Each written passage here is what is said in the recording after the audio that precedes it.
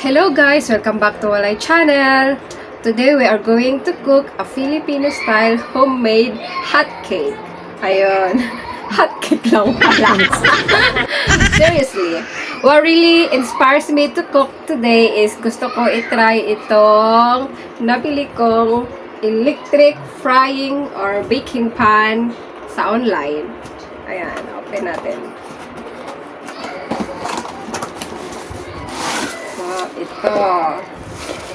Nabili ko siya for 310 pesos kasama na yung shipping fee. So, ito siya. Wait lang. Open natin.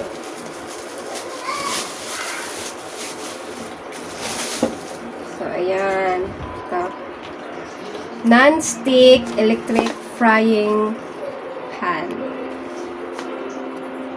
So, try na natin. Tara.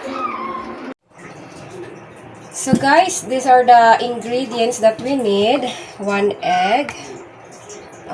We need only 1 teaspoon of baking powder, flour, 1 cup flour, 1/4 teaspoon of salt, a little bit of salt, white sugar, and a cup of milk, or I mean 1/2 cup of milk only. So wait lang.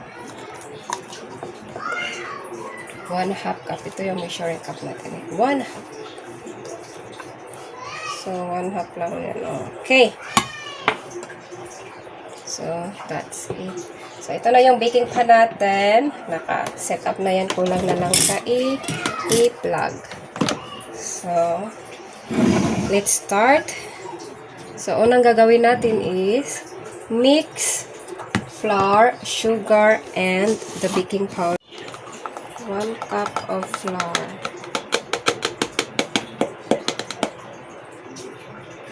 Yan. So, 1 cup.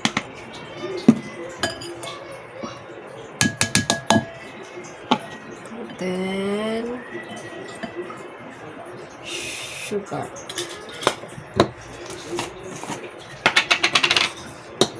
Sugar, 2 teaspoon of sugar. 1, 2. Then 1 teaspoon of baking powder. 1 teaspoon.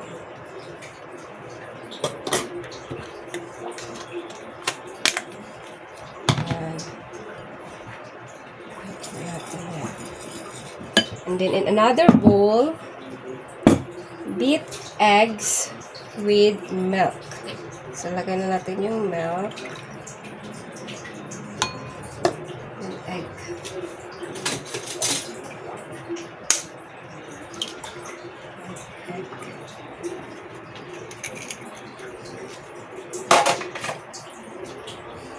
So, patilin na natin. If you have vanilla naman, you can add also vanilla to add the flavorings.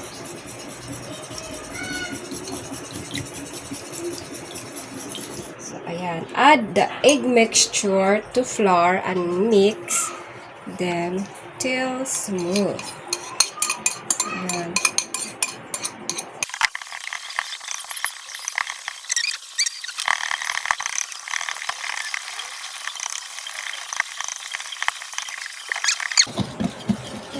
Totally mixed. So, i-on na natin yung baking pan natin para ma-heat na siya. So, ay, naka-on na pala yan. So, on.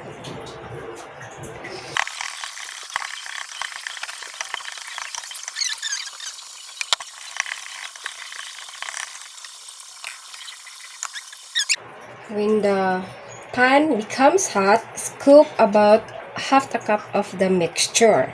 So, 1/2 cup.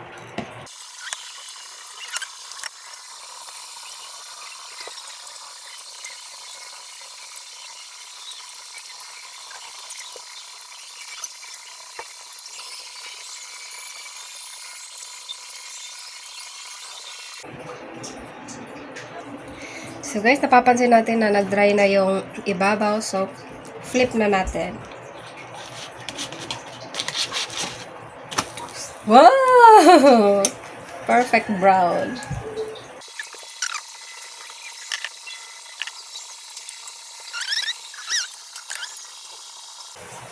Procedure lang hanggang maubos na natin yung mixture sa pagluluto.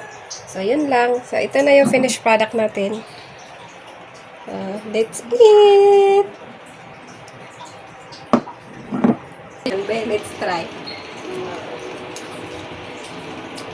Yum, yum. Thank you for watching!